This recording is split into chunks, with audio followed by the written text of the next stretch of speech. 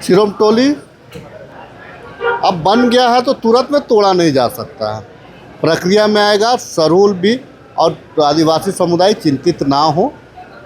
माननीय मुख्यमंत्री जी तमाम लोगों को ये संज्ञान में है क्या है कि हम यहाँ पे चाहते हैं कि पेशा एक्ट लागू हो और 1996 का जो पेशा है हम चाहते हैं कि हूबहू लागू हो। ये भाजपा वाले जानते हैं कितना मिशनरीज को गाली देना है देता है, मिशनरी संस्था को पानी पी पी के गाली देता है, लेकिन सबसे पहले अपना बच्चा का एडमिशन करवाना रहेगा तो वही मिशनरीज स्कूल में करवाएंगे। तो इनका जो दोहरा चरित्र तो हमको समझ में नहीं आता है। सरकार फाइलों पे चलती है तो उस फाइल को दुरुस्त करना पड़ता है। फाइल पे ये काम शुरुआत हो गया है। आने वाले दिन में सरना स्थल का जो फ्लाईओवर का जो मामला है सरना स्थल का उसका समाधान कर लिया जाए। मौसम बदलता है और मौसम बदलने के साथ सीजनेबल बीमारी भी होती है।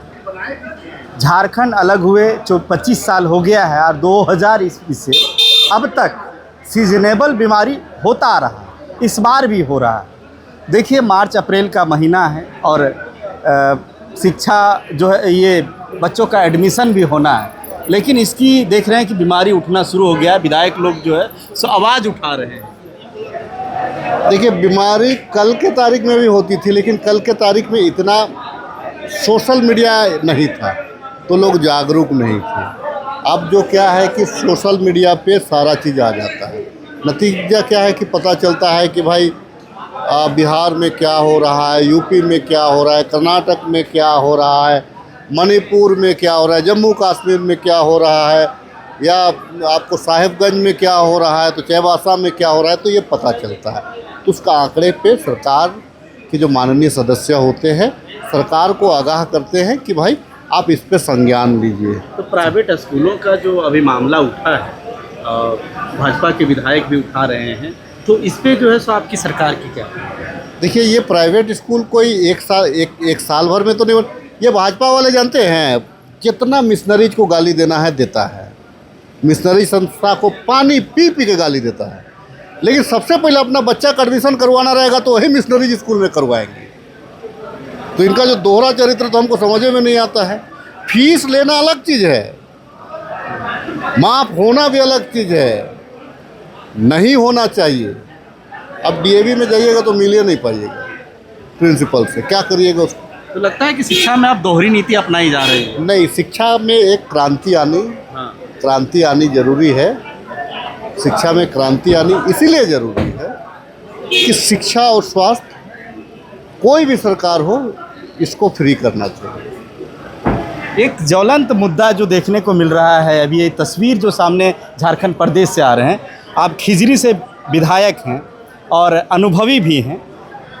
संथाल परगना का एरिया हो, चाहे वो आपका उत्तरी छोटा नागपुर हो, चाहे कोल्हान परमंडल हो, खूंटी वगैरह क्षेत्र हो, हर जगह से आदिवासी जो है से एक प्रोटेस्ट पे उतर आए हैं। चाहे वो पैसा एक्ट का मामला हो, चाहे आपका सरना स्थल का मामला हो इधर का, चाहे वो संथाल परगना वाला हो या मरांग गुरु परसनाथ का मामला हो, हर जगह से प्रोटेस्ट। ये जो प्रदेश एक लगता है कि अनरेस्ट की ओर जा रहा है।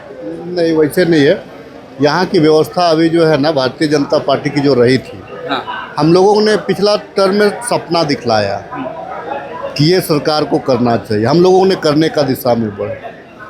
अब जो है उसी दिशा में इसमें पक्ष और विपक्ष हो रहे हैं। बहुत सारे लोग सरना धर्म कोड को मानते हैं, बहुत सारे आदिवासी अपने आप को हिंदू कह रहे हैं। क्यों हम सरना धर्म कोड चाहिए, इसमें भी तर्क हो रहा है। दूसरी ओर क्या है कि ज़मीन का जो है सबका नेचर अलग अलग है। अगर हम विल्किंसन रूल को देखें तो कोल्हान एक्ट अलग है, एसपीटी एक्ट को देखें तो संथाल एक्ट अलग है, सीएनटी एक्ट को देखें तो छोटा नागपुर एक्ट अलग है। तो सबकी का जो कैरेक्टर है और सबका जो नेचर और परिस्थितियां हैं अलग अलग हैं। नतीजा क्या है कि हम यहाँ पे चाहते हैं कि पेशा एक्ट लागू हो और 1996 का जो पेशा है हम चाहते हैं कि हूबहू लागू हो। तो लेकिन जो है कि पलामू प्रमंडल में आप जाएंगे तो इसके इधर आपको मिलेगा।